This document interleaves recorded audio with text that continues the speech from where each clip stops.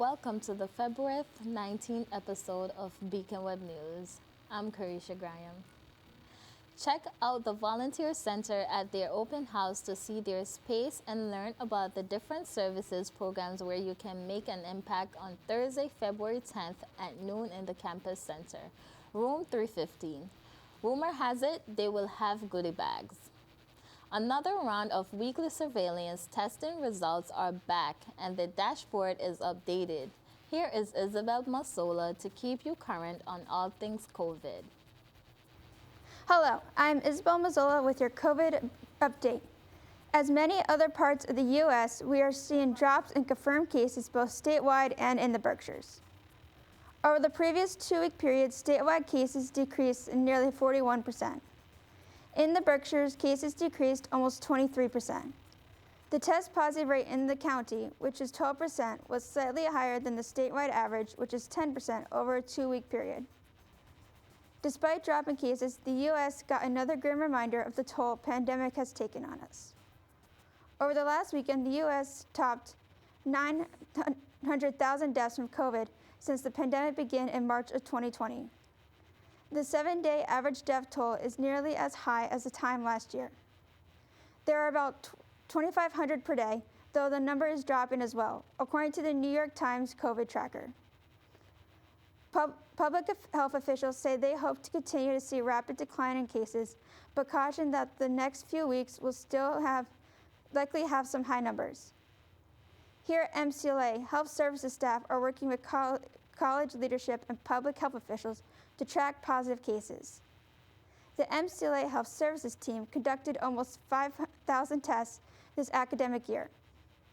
Last week, 11 cases came back positive compared to 10 positive cases during the last full week of January. MCLA students are continuing to be tested every week. Students are required to wear masks everywhere except their own dorm room. If a student needs to quarantine or isolate due to COVID, they will be placed in a private dorm room where their meals will be delivered. Be sure to coordinate with SESI and health services to let your professors know that you are unable to attend classes. The COVID-19 hotline phone number is below if you have any questions. For BWN, this is Isabel Mazzola. Back to you, Karesha. From the shelves of the Free Library and hosted by Chief Diversity Officer Christopher McDonald Dennis, author Armando Elaine will be having a discussion and Q&A on the topic Artistic Development and Contextual Histories. This event will be held via Zoom Thursday, February 17th at 7 p.m. Register at the link below. If you want to celebrate Black History Month and honor the Afro-Latinos in our community, then come to the Afro-Latino Musical Experience, hosted by the Latin American Society on February 14th from 5 p.m. to 7 p.m. in Murdoch, room 218. The Affirmation Closet has opened its doors for LGBTQIA students. They hosted a soft launch of their items available, and once again, students are welcome to pick out clothes to help them feel themselves.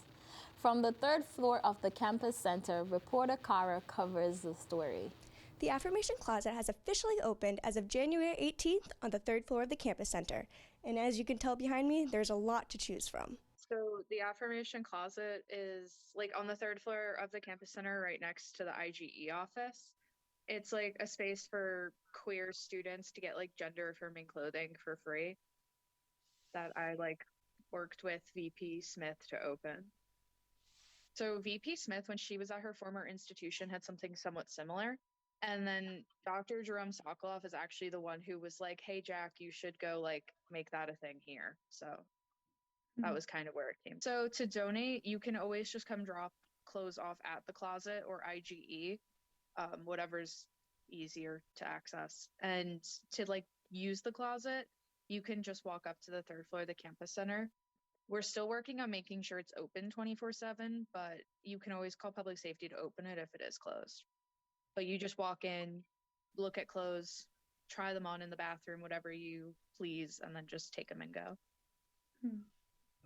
There is honestly anything I can think of. There's shoes, rain boots, ties, bags, some makeup, Then there's like dress clothing, t-shirts, pants, dresses, everything. Kind of like a Goodwill. We are trying to hopefully work with like a local seamstress so like formal clothing can like fit people better. Because for some queer people, that's really hard. Is getting the clothes can be the easy part, but actually having them fit right is hard. Yeah. So I know there's like a couple of people who were like talking to me about reaching out to local seamstresses about that, but I'm not sure where that is right now. But that's like my biggest hope right now. If you are interested in donating any item of clothing or accessory to the closet, you can make your donation directly at the Affirmation Closet or drop your items off at IGE. As some clubs on campus start events for Black History Month, I talked to the president of the Black Student Union Club, Brianna Christie. We discussed the events that will take place on campus. Christie also talked about her experience being the BSU president and her life at MCLA. So the process just includes meeting with e-board members, including myself. In previous years, we would meet over winter break. This was due to the fact that we would have events every week in February. Once we know what we're gonna do, the date and time, we'll put it into Presence just to make sure that it gets accepted, and then we'll create the flyers, request that the flyers be displayed around campus, and then we'll start like the purchasing process, and then hopefully by the time our event is here, we have everything all set up. What has life been like for Black students on campus? I feel like I can only speak from my experience. I do think it's kind of hard, especially when a lot of students, Black students on campus, are like first generation college students. So being in college, for me especially, it's a new experience. Like no one in my family really knew the process. So I think it is just a new learning experience for all of us, but then also, you know, we're minorities on campus, like this is a PWI, so there isn't that many of us, so I think it is important for Black students to find each other and build community, and Black Student Union is a place to do that. Last year when everything was online, BSU had our own podcast, the Black Experience Podcast, which did numbers on campus. It would be amazing to see more Black students of color. So the two events, our first one is this Thursday, February 10th at 6:30, right here in the Empowerment Lounge. It's a self-care night just for, us to relax and wind as the semester has begun. Don't miss men's basketball when the team faces Framingham State University Wednesday, February 9th at 7:30 p.m. at home. And on Wednesday, February 16th, they play Rochester State at home at 7:30 p.m. The business department is proud to offer students the opportunity to have their taxes done for free with the on-campus Vita Center. The program offers free tax preparation services to anyone with an income of $57,000 or less, is disabled, over 65, or whose first language is not English. Email Professor Tara Boza at tara.barboza@mcla to schedule an appointment. Join the Multicultural Resource Center in their A Taste of the Caribbean event February 24th in Murdoch 218 and enjoy Caribbean cuisine catered by BB's Hot Spot located in Pittsfield. On Monday, February 7th, Student Affairs sent an email to all students on behalf of Heidi Rello, the Director of Counseling Services. The email reminds students that MCLA is dedicated to the mental health and emotional well-being of its students. As students are navigating life changes and stresses in the time of a pandemic, everyone is experiencing some level of challenges. Some students who are struggling academically and emotionally, Counseling Service hope to remind you about the resources available. Help is here. Please reach out if you need it. The 20th Annual Undergraduate Research Conference is to be hosted on April 21st. The URC Council is calling for abstracts of the 150 words for all sorts of presentations. including papers, posters, writing samples, artwork, and performances. The deadline is March 11th. Students who are interested should consult with their faculty advisor before submitting an abstract through dynamic forms. Any question can be sent to Anne Jasaint, Dar, or Nicole Porter. If you are a registered voter in North Adams, make sure to check your MCLA mailbox. Students are being summoned for jury duty and not checking their mailboxes.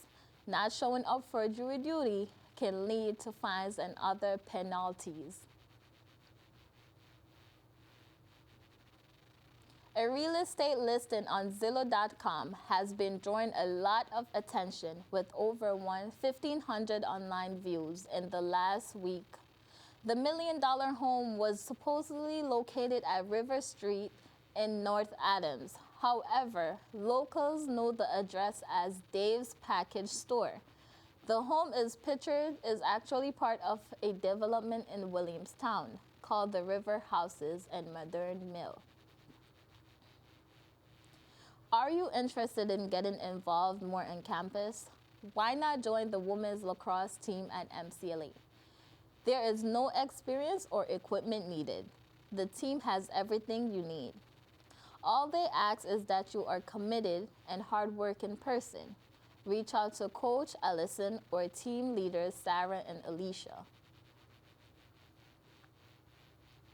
A new pop-up eatery called Door Prize will open this week at Mass Mocha.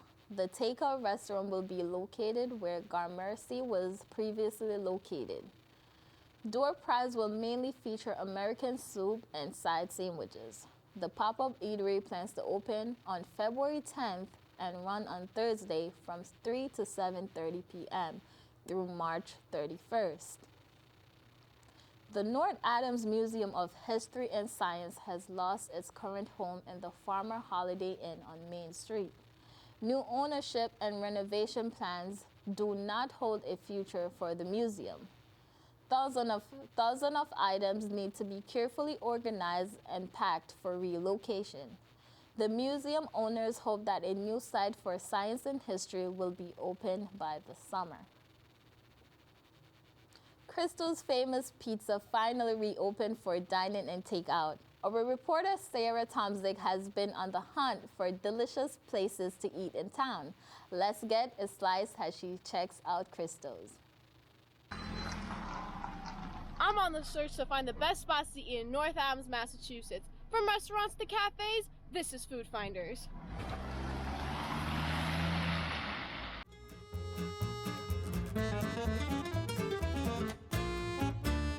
I'm here in downtown North Adams at a local pizzeria where their pizzas aren't their only specialty. From calzones to grinders, this is Christo's Famous Pizza.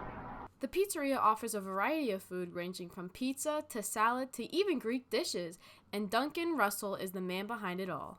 Russell is the newest owner of Christo's Famous Pizza after purchasing the restaurant on November 1st, 2021.